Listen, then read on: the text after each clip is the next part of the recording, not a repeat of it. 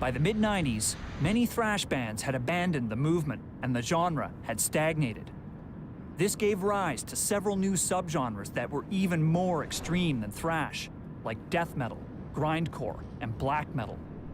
Styles that were completely void of melody and featured blast beat drumming and ultra-low guttural vocals. But just when you thought thrash metal was dead, it re-emerged in a place you'd least expect.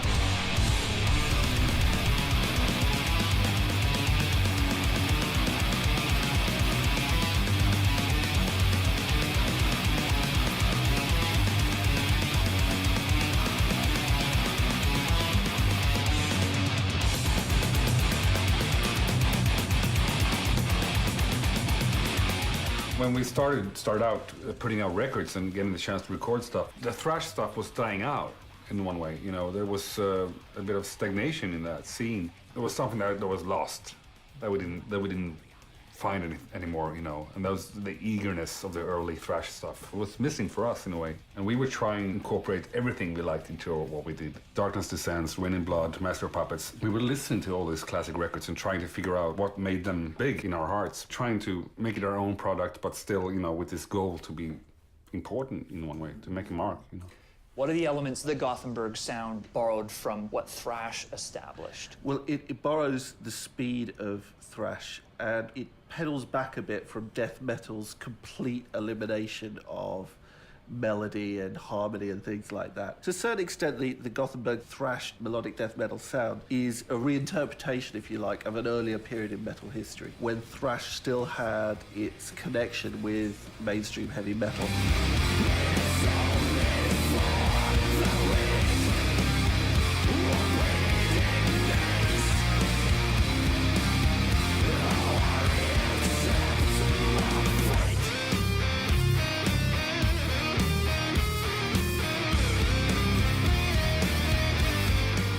Why is that so important to you to have metal music that can be pretty heavy and pretty extreme at times, but also have that melodic aspect?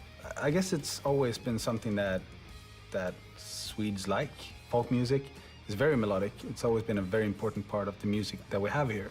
And if you can incorporate that with the feeling you get when you listen to an awesome Slayer song or a great Metallica song, I really, really love the aggression. It gets me pumped up. That feeling, if you can mix that with the melodies in there and put some hooks in there, it's in everything that we write, we always think about that. It can't only be rhythm-based. It needs to be melodies in there. While the Swedish or Gothenburg thrash scene was incorporating a lot of the influence of death metal, it is sort of taking metal back to that underlining theme in thrash that we're not just the heaviest, ugliest, meanest band, but we can actually play and we got chops.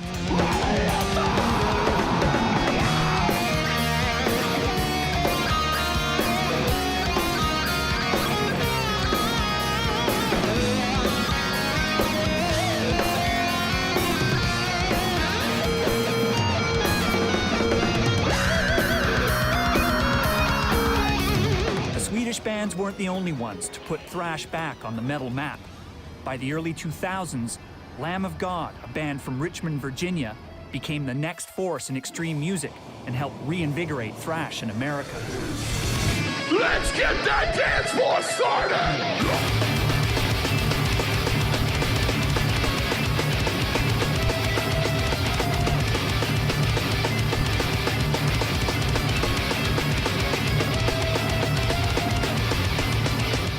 Huge fans of the thrash movement.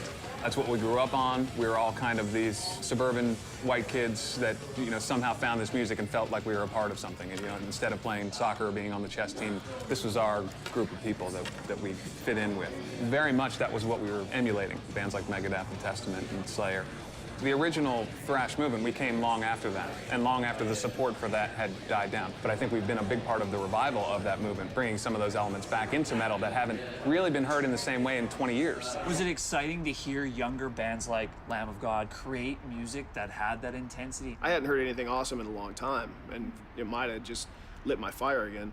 Having a second awakening or reawakening going, I just been asleep for 12 years, and I gotta like get back to what the I was doing to start with. Lamb of God tracked me down and asked me to play on their album Ashes of the Wake.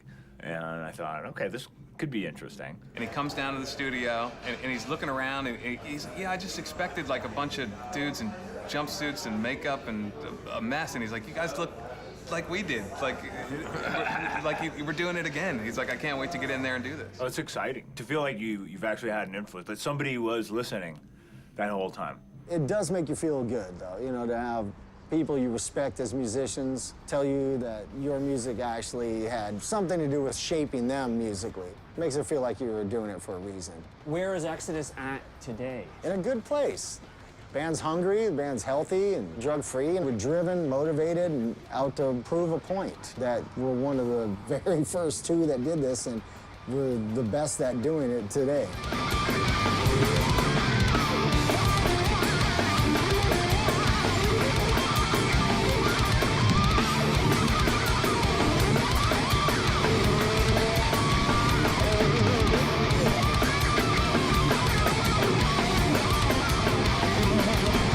Why do you think thrash continues to be a viable form of music today? It's just such an amazing release to play, to listen to, and it's undeniable. As long as there's generations coming up that are into rebellion, this genre will always have some validity to it. I think the music is first and foremost. I think the lyrics are socially relevant. If you pay attention, you get something out of it, you know, and if you don't care, you get something out of it because it's great music. We're gonna go completely full circle here. Rebellion. As long as young people are angry and confused and don't know who they are, and that will probably be forever, then some of them are going to be attracted to music that makes you bang your head and makes you feel that your anger's okay and that you can deal with your anger while still expressing it at the same time. In that respect, thrash metal is ageless. The thrash stuff and the harder metal stuff survives because when you're fortunate enough to not be part of anything that's too fashionable, you have the opportunity to stick around as all the other fashions and things wither away, you know? It's you know, last man standing. Suicide, I'm already